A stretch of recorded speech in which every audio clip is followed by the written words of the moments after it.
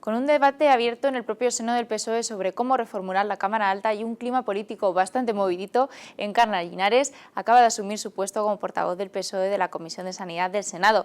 Con ella repasaremos hoy en Salud los temas más candentes de la sanidad de nuestro país. Encarna, bienvenida. Muchas gracias, es un placer estar aquí e intentaré contestar aquellas cuestiones que son, yo creo que muy importantes para mejorar la calidad de vida de los ciudadanos, que al fin y al cabo es nuestra primera prioridad. Comentábamos ese debate que siempre se ha generado, que lleva ya años con el tema del Senado. Parece que está supeditado a lo que pasa en el Congreso, se plantea su utilidad. De hecho, la presidenta andaluza, Susana Díaz, comentaba la posibilidad de reformular un poco la Cámara Alta. ¿Cómo ves esta posibilidad?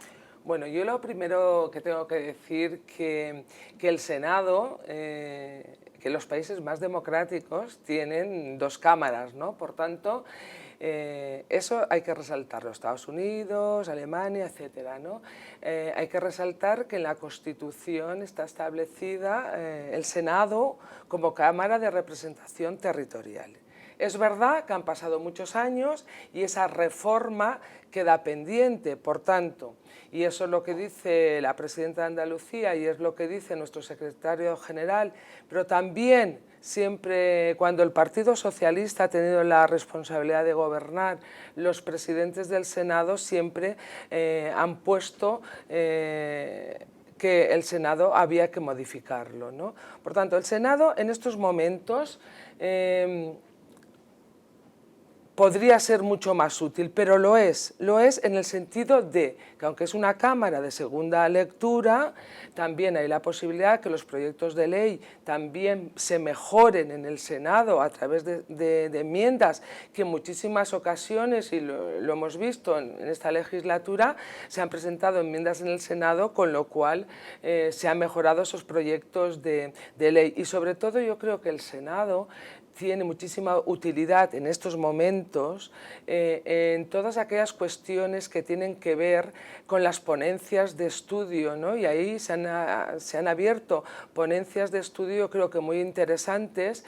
En la anterior legislatura, pues cuando se hablaban de las profesiones sanitarias, que es un tema importantísimo, o también de la anorexia o de las enfermedades raras o de las nuevas tecnologías. Por tanto, teniendo claro que hay que hacer una reforma del Senado lo antes posible para que sea una verdadera Cámara de Representación Territorial, donde sea una Cámara de primera lectura en las cuestiones que afectan a los territorios y a las comunidades. También tenemos que decir que en estos momentos podría ser mucho más útil, pero que también hace un trabajo importante en cuanto que puede mejorar los proyectos de ley. Por tanto, hay que hacer una reforma de la Constitución que además de la cuestión territorial, de la cuestión federal, donde ahí entraría la reforma del Senado, pero también, y quiero hacer hincapié, ya que estamos hablando de reformas de la Constitución, el compromiso de nuestro secretario general, que nos parece muy importante, es reformar la Constitución para blindar aquellas cuestiones que para el Partido Socialista son muy importantes, como es la educación, como es la sanidad, como son las pensiones, ¿no? Esto que esté blindado en la Constitución, que no dependa de los gobiernos, del color político del gobierno, y sobre todo que no dependa de los vaivenes económicos, ¿no? Porque bajo el paraguas de la crisis, y de que es verdad que hay una crisis muy profunda, pero los gobiernos, el gobierno popular tiene unas prioridades, el gobierno socialista tiene otras prioridades, por tanto hay que blindar esas cuestiones que son para nosotros, para el Partido Socialista, fundamentales, ¿no? Por tanto, reforma de la Constitución, sí, Estado federal, sí, reforma del Senado, sí, pero también reforma de la Constitución para garantizar la igualdad de oportunidades en cuestiones básicas. Comentabas esa propuesta del blindaje de la sanidad pública. En concreto, la propuesta es establecer la financiación sanitaria en el 6,5% del Producto Interior Bruto frente al 5,3% que hay en la actualidad. ¿Hablamos esto de una propuesta viable? Vamos a ver, en el 6,5 la dejó el Partido Socialista, la financiación de la sanidad con respecto al PIB. O sea que nosotros, el Partido Socialista terminó el año 2011 con esa financiación. Lo que queremos decir es una financiación suficiente y adecuada, y que todas las personas, independientemente del lugar donde vivan, tengan garantizadas las mismas prestaciones. Puede ser el 6,5% o puede ser el 7%, pero garantizar que van a tener igualdad de oportunidades y que no va a haber los recortes bestiales que estamos viendo. Y eso yo creo que es lo importante, una financiación suficiente, que a lo mejor podemos llegar al 7% o al 7,5%, ¿no? Pero sí blindarlos en el sentido de decir una financiación suficiente para garantizar la sanidad pública universal y de calidad, pero real, no con palabras, como siempre nos dice la ministra, que nos lo dice y todos estamos viendo que no es una sanidad universal, sino que en estos momentos es una sanidad con muchísimas exclusiones. Bueno, y ahí está la muestra del Real Decreto 16/2012, donde más de 800.000 personas inmigrantes están sin derecho a la sanidad, ¿no? Y eso es un retroceso, primero, por justicia social, porque nosotros entendemos, el Partido Socialista entiende que las personas tienen derecho a que se les atienda en condiciones, pero también es porque es un riesgo para las demás personas, ¿no? No podemos olvidar que si se deja de hacer promoción, prevención y controlar y que tengan la posibilidad de, si están enfermos, ir a un sistema nacional de salud, pues hay enfermedades infectocontagiosas que tienen mucho que ver y que podrían ser un riesgo para la demás población. Por tanto, dos cuestiones básicas. Primero, por justicia social y también por proteger la salud pública, ¿no? Que creo que esa es una cuestión muy importante y eso en estos momentos no está garantizada, ¿no? Hablando del Real Decreto, parece que comunidades autónomas y ministerios se pasan la pelota a la hora de decir si realmente el impacto que se esperaba de ahorro en la sanidad se ha producido. ¿Quién tiene que hacer esa valoración? Bueno, la verdad es que está demostrado que esos recortes bestiales que han perjudicado a las personas más vulnerables y a las personas más desfavorecidas, más que el ahorro que va a producir, han sido reformas ideológicas, ¿no? Está muy claro que es el gobierno el que tiene que hacer esa evaluación, pero no porque lo digamos el Grupo Socialista, sino porque en la Ley de Salud Pública del año 2011, es una ley de la que nos sentimos inmensamente orgullosos, que ya se ha quedado, no se ha implantado y está vacía de contenido, porque esa ley lo que hacía era, por fin, la universalidad. Pues eso como ya ha desaparecido, que estamos en un sistema, en vez de universal, a un sistema de aseguramiento, ¿no? Pues en esa ley de salud pública del año 2011, la última ley del gobierno socialista, especifica de forma muy clara y muy rotunda que todas aquellas medidas que se implanten, se tiene que hacer una evaluación del impacto sobre la salud de las personas. Por lo tanto, es una responsabilidad del Ministerio de Sanidad, ¿no? Y eso no se está haciendo. Lo hemos solicitado en muchísimas ocasiones, ¿no?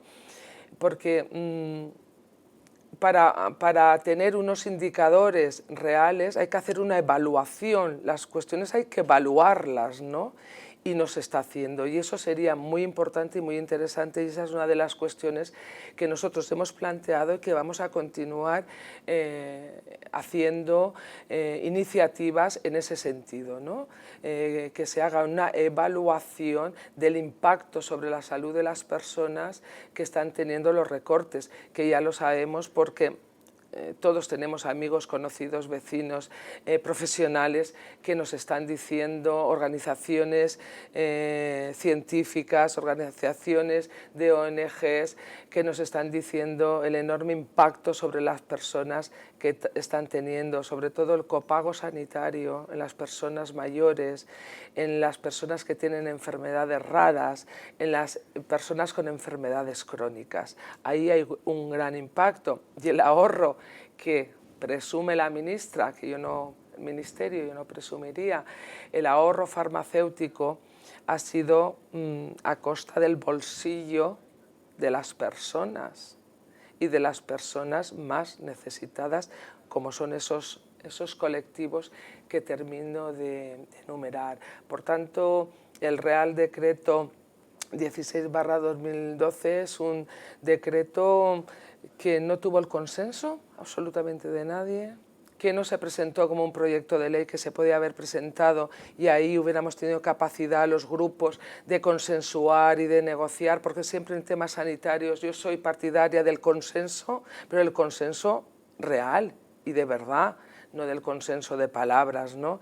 Y en ese Real Decreto, sin consenso ni político ni social, y entró por la puerta de atrás, ¿no? Por tanto, el Partido Socialista, que sí que somos partidarios de los consensos cuando hablamos de garantizar el sistema sanitario en igualdad de condiciones para todos, pero hay líneas rojas que desde luego no estamos dispuestos a traspasar, ¿no? Y una es esa, ¿no?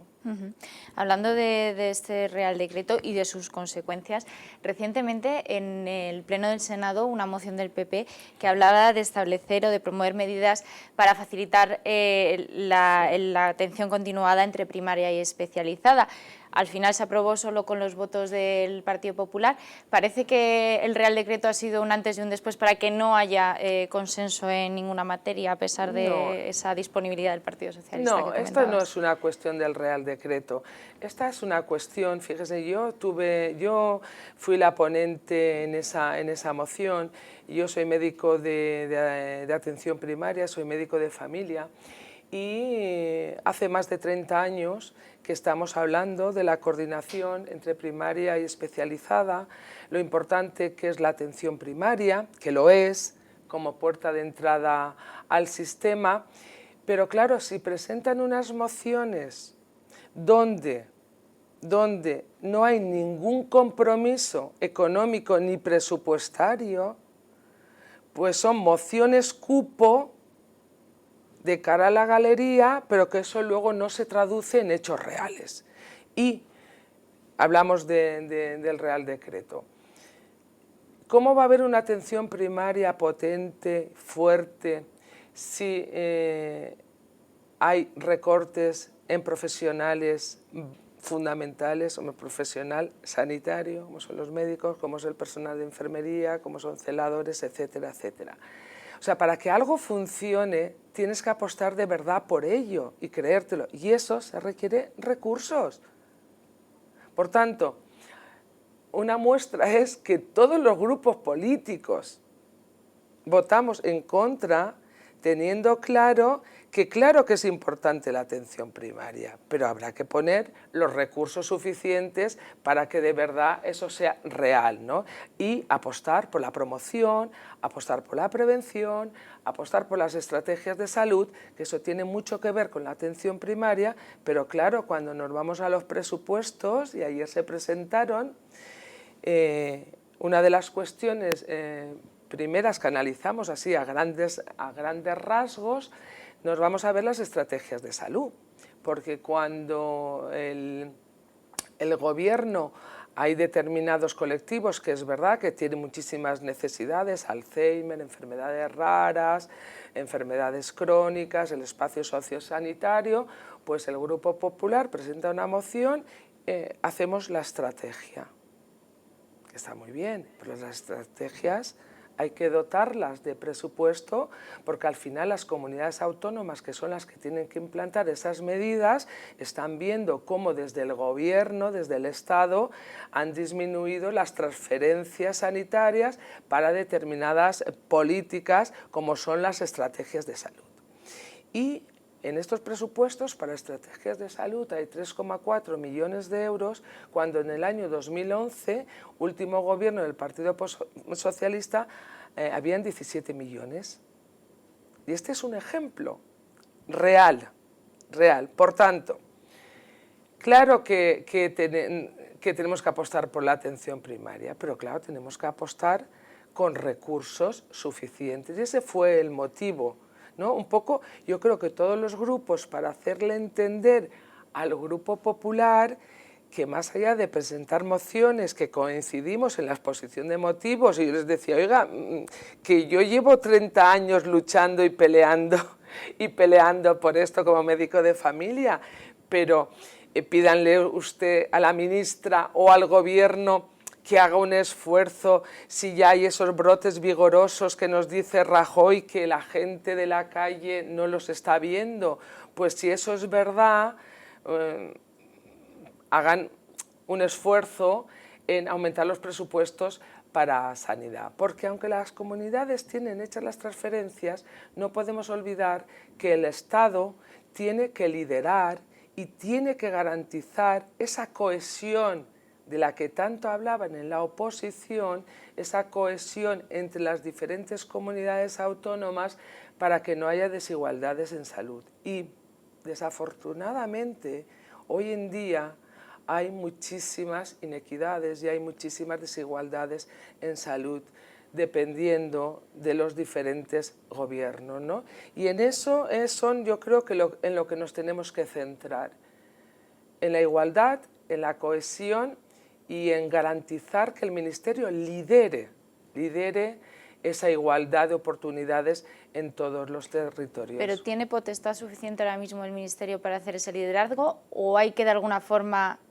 dar un paso atrás y recentralizar algunas de las competencias en sanidad de las comunidades autónomas? No, recentralizar no, las comunidades tienen hechas las transferencias, hay unas que las gestionan mejor y otras que las gestionan peor, y no le voy a poner el ejemplo de mi comunidad, la Comunidad Valenciana, que yo fui portavoz en las Cortes Valencianas y les puedo decir que es terrible lo que está pasando en esa comunidad, ¿no?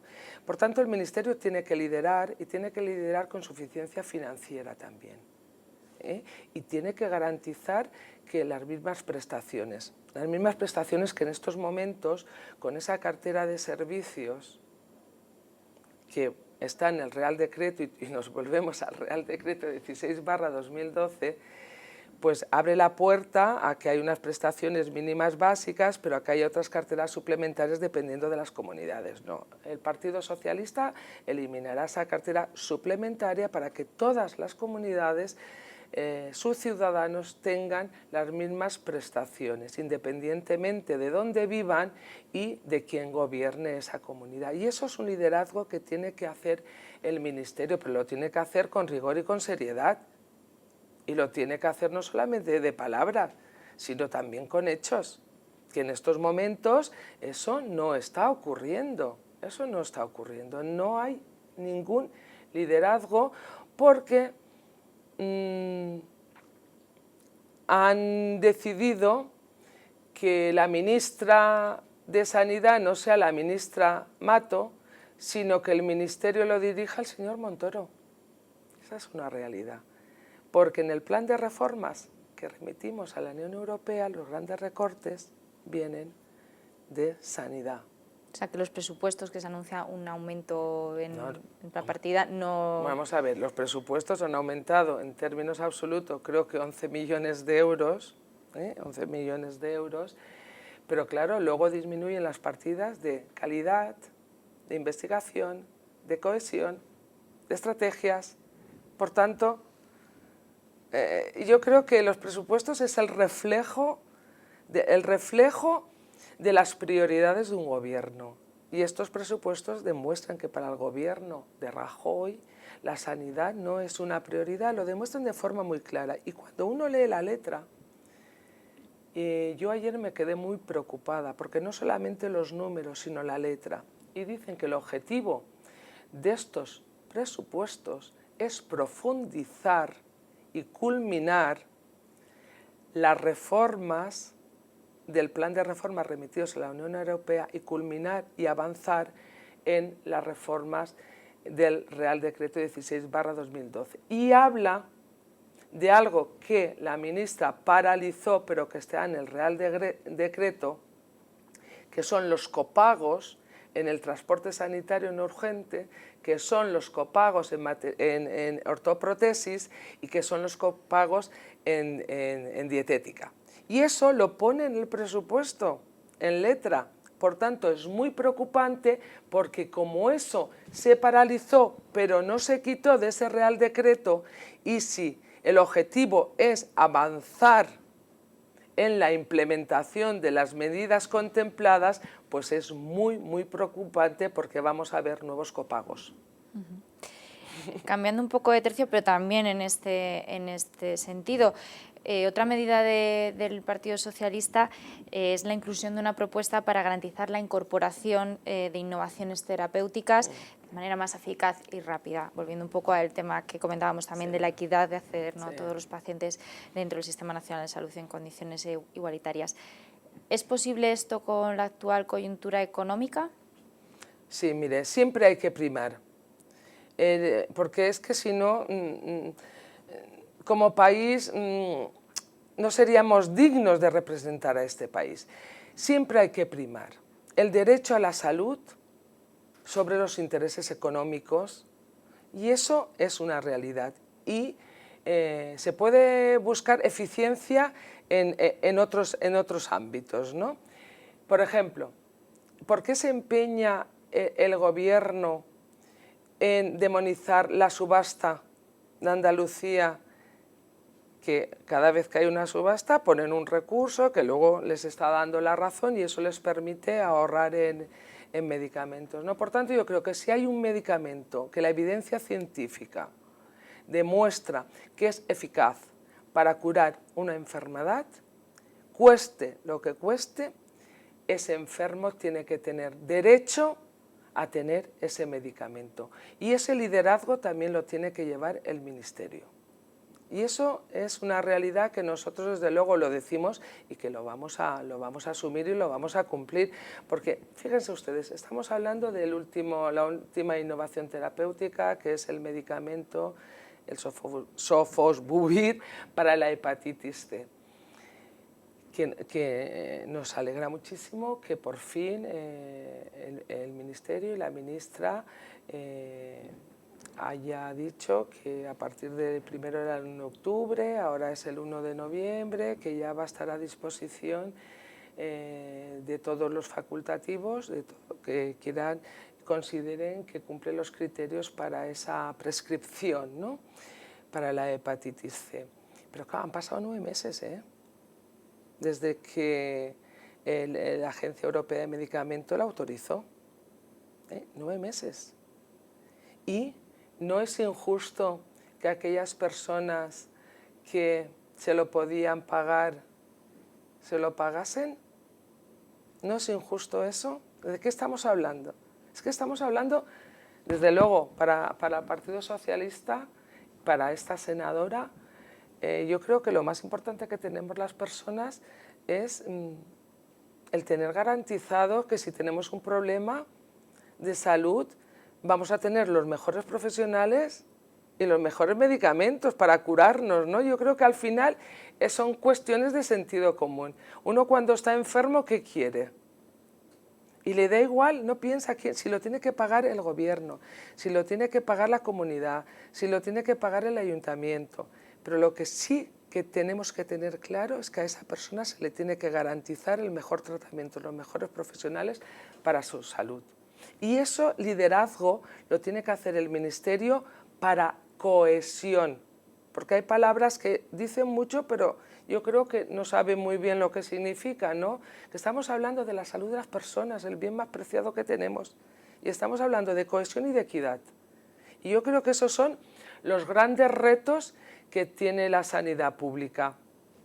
Y bueno, en eso vamos a presentar iniciativas, vamos a intentar que se sumen todos los partidos, que seguro que vamos todos los demás grupos, sin lugar a dudas, pero sobre todo al Grupo Popular, que es el que sustenta al gobierno, y que le digan a la señora ministra que hay que priorizar la sanidad, no solamente de palabras, porque la realidad es muy diferente a la que nos pintan cuando viene allí al Senado a contestar a las preguntas o a las interpelaciones. Cambiando un poco de tercio, yendo un poco hacia el tema de los profesionales, el tema de los mixtos lleva años, ¿no?, dando vueltas. Recientemente ha habido algunas propuestas por parte de los grupos, también en el Senado. ¿El Partido Socialista tiene previsto un poco solucionar la situación de estos profesionales? Bueno, yo lo primero que quiero decir es que quien lo tiene que solucionar y ya es el Gobierno. Ya, lo tiene que solucionar es el Gobierno porque ahora es el que tiene la responsabilidad y también en la anterior legislatura, cuando estaban en la oposición, se hizo de este tema una prioridad por parte del Grupo Popular en el Senado en concreto. Por tanto, ahora que tienen la responsabilidad de gobernar, ahora hay que pasar de las palabras a los hechos. Por lo tanto, lo que les pedimos ya es que lo solucionen y si no lo solucionan, pues el Partido Socialista, cuando tenga la responsabilidad de gobierno, que yo entiendo, si los ciudadanos así lo quieren, que será pronto, pues intentaremos solucionar este tema que ya viene coleando desde hace muchísimo tiempo. Es un tema complicado porque tiene que ver también con la Unión Europea, pero bueno, nuestra disposición, por supuesto, es a solucionarlo. Recientemente, diputados y senadores asistían a una jornada sobre biosimilares y biológicos, fármacos. Hubo un debate abierto y se plantearon si debía establecerse un diferencial en lo médico y en lo económico. ¿Cuál es un poco la opinión? Y también, si por otro lado cree que debería legislarse la exclusión de los biosimilares en los precios de referencia, como pide la industria farmacéutica. Bueno, vamos a ver, yo creo que esa pregunta ya se la he contestado antes, a lo largo de toda mi entrevista. El derecho a tener los mejores medicamentos, siempre con rigor, bajo evidencia científica y con sus ensayos clínicos previos, están por encima de los intereses económicos. Por tanto, con eso yo creo que ya contesto. Y la otra cuestión, pues bueno, eso hay que analizarlo bien y bueno, no por ser la industria farmacéutica la que solicite, no siempre se le tiene que decir que sí a todo aquello que soliciten. Por tanto, ahí nos reservamos la opinión, pero siempre le digo que con la evidencia científica y con los ensayos clínicos pertinentes, el mejor medicamento para solucionar los problemas de salud. Y ya para terminar, nos vamos un poco a Europa para ver si nos puede valorar el anuncio de Jean-Claude Juncker de traspasar la política farmacéutica de la Dirección General de Salud a la de Industria. Pues la verdad que cuando lo oímos no dábamos crédito. O sea, es que parece imposible porque estamos hablando de salud, estamos hablando de medicamentos, es que los medicamentos, la farmacia, forma parte del sistema de salud. Y entonces, que se vaya a industria, que exprimar, ver el medicamento como industria y no como salud, es un poco de lo que estábamos hablando antes. Por tanto, estamos totalmente en contra. De hecho, el Grupo Parlamentario Socialista ya ha remitido formalmente una queja y una solicitud para que eso no se lleve a cabo, ¿no? Porque nos parece un despropósito total y absoluto, porque estamos hablando de salud, no estamos hablando ni de negocios, ni de industria farmacéutica, ni de intereses económicos, etc. La salud es una cosa y la industria es otra, que tienen todo su derecho en otros ámbitos de hacer lo mejor posible, ¿no? Pero en este tema no, estamos totalmente en contra, queremos que se quede donde estaba, que es donde debe de estar. Bueno, pues senadora, muchas gracias por habernos acompañado hoy, desgranarnos esos planes, ¿no?, del Partido Socialista para estos meses que quedan de legislatura. Muchas gracias. Muchas gracias a ustedes y como siempre a su disposición.